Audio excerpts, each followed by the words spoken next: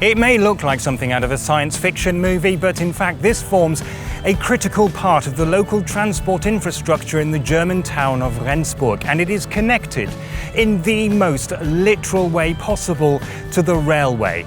So what is it, and why is it here?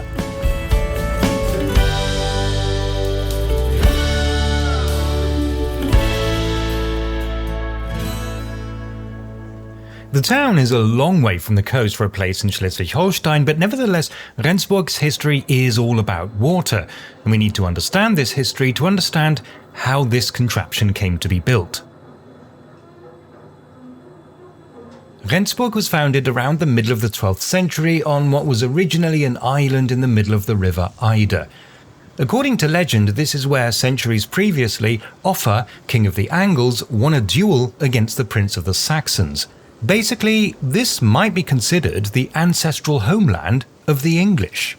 In any case, the Eider marked the boundary between Danish and Frankish, that is to say German, territories, so Rendsburg was basically founded as a border town. The old town hall was originally built in 1466 as the new town hall, and added to several times over the centuries, with this stepped gable as recent as 1901. It's still used for some administrative purposes, although most of the work is now done at a new town hall.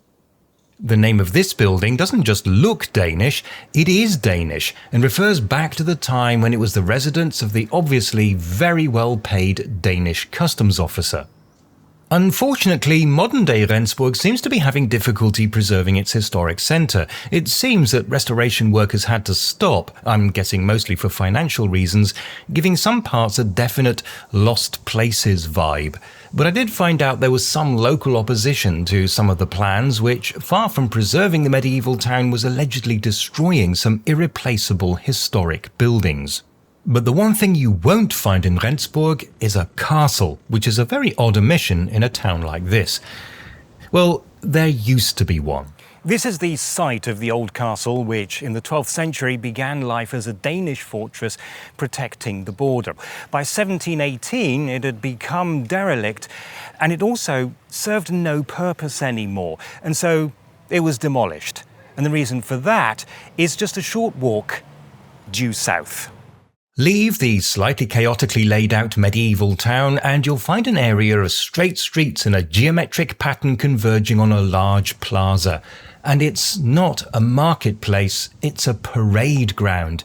This is Neuwerk, construction of which was begun in 1669 by the Danish King Christian V to transform Rendsburg from border town to border fortification. Parts of the original military complex still exist. The arsenal, where weapons were kept, is now a cultural centre.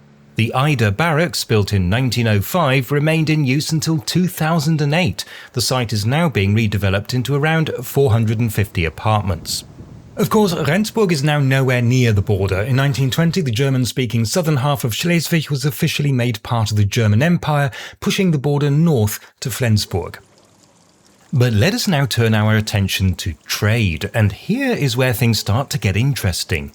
Ships bringing goods from the Baltic Sea to the North Sea had to go all the way around Denmark. Wouldn't it be so much better if a way could be found to cut across the peninsula? And so, in 1776, work began on a canal from the Kiel fjord to Rendsburg, where it joined the river Eider, creating a navigable waterway all the way to the North Sea. And it was open to traffic by 1784. This may look like a random little pond, but it is in fact a historical artefact. It's the remains of a lock that once regulated the flow of water from the upper Eider to the lower Eider. But in 1937, in order to make way for new roads, the river was filled in at this point, and this is all that's left. This, of course, transformed a river into a few lakes, but it was possible because a new canal had already been built. In 1887, when the Eider Canal was just over 100 years old, work started on what was effectively an extension to it, the Kiel Canal, which was deeper, wider, and continued all the way to Brunsbüttel, far more convenient for ships to and from places like Hamburg, Bremerhaven, and Amsterdam.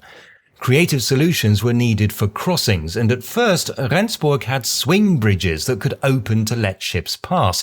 This was a road bridge that was actually in use until 1957, but there was also a pair of swing bridges for the latest in transportation technology, the railway, of which this is the only photo I could find. But a swing bridge means trains having to wait for ships. So in 1911, construction started on a much higher construction, the Rendsburg High Bridge.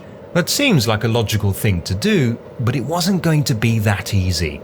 So here's the problem. The station is located conveniently close to the town centre and at ground level, but this is a whole kilometre away from the canal.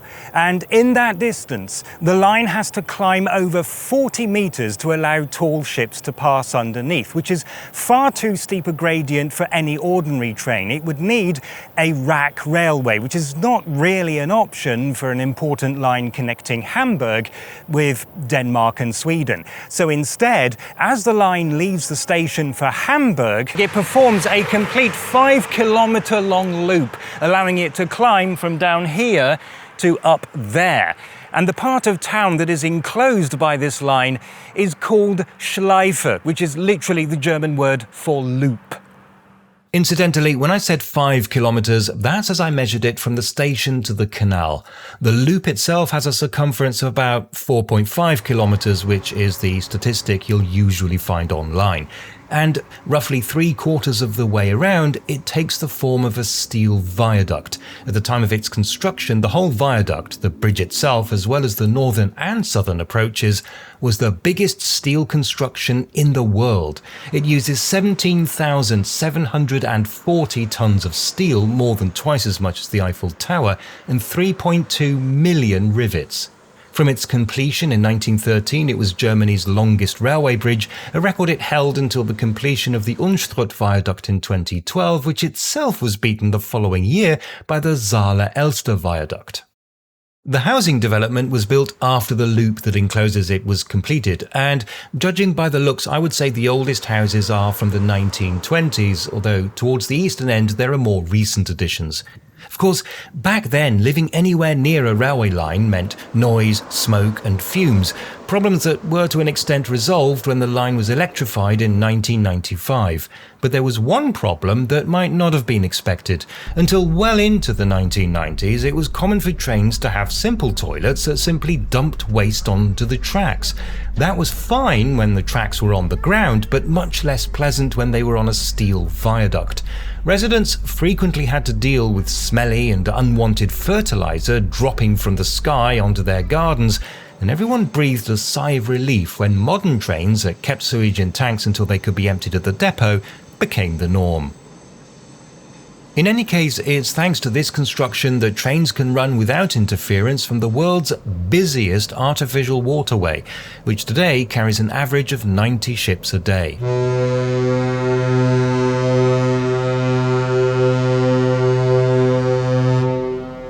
On average, using the canal shortens a ship's journey by 250 nautical miles, saving shipping companies time and money and reducing their carbon footprint by a significant amount.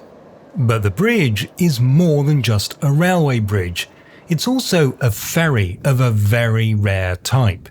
Suspended below it is a gondola that can carry up to 4 cars plus pedestrians and cyclists to and fro across the canal. This is a transporter bridge. The driving mechanism is at the top, with wheels running along a special track. The gondola is simply suspended on cables, and that's pretty much all there is to it.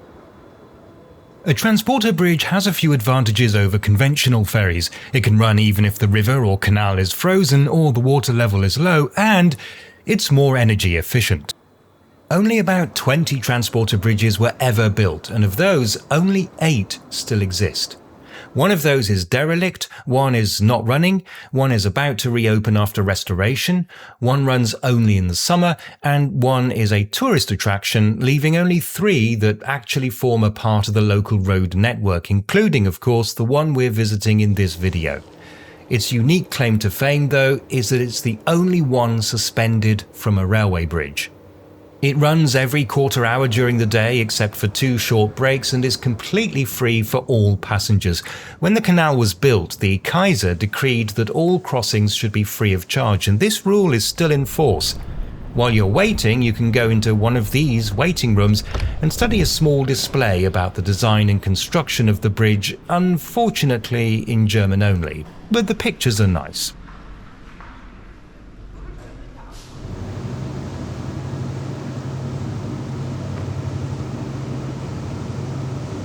The transporter bridge first entered operation when the bridge was opened in 1913, and everything was fine until one cold winter morning in January 2016.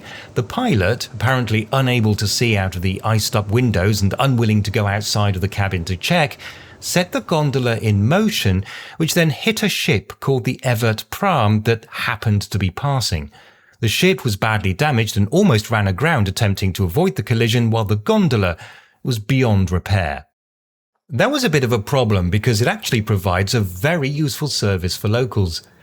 Pedestrians and cyclists had to take a detour via a foot tunnel that was built in 1965 with what were at the time some of the longest escalators in Europe. It was actually built close to where the old road swing bridge was, and at its northern entrance has a mildly diverting display for anyone interested in civil engineering.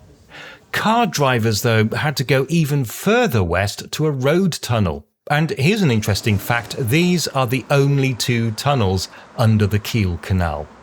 Quite a bit further away in the other direction is also a conventional ferry, so it's not as if the 2 sides of the canal were cut off from each other, but it was a nuisance.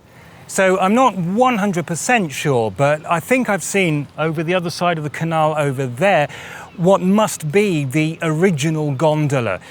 So I'm going to see if I can check it out. And sure enough, the original gondola is now used by a small fried fish snack bar. The new gondola is a replica, but with modern safety features, and it finally entered service in 2022. And it ran smoothly until last year, when I had originally planned to make this video. This time the driving mechanism at the top broke down, and because spare parts for it just don't exist, it was 8 months before it could reopen. But it's open now, much to the relief of locals and the joy of tourists. The Rendsburg High Bridge is both a critical part of the local transport infrastructure and a tourist attraction, and in many ways, simply genius.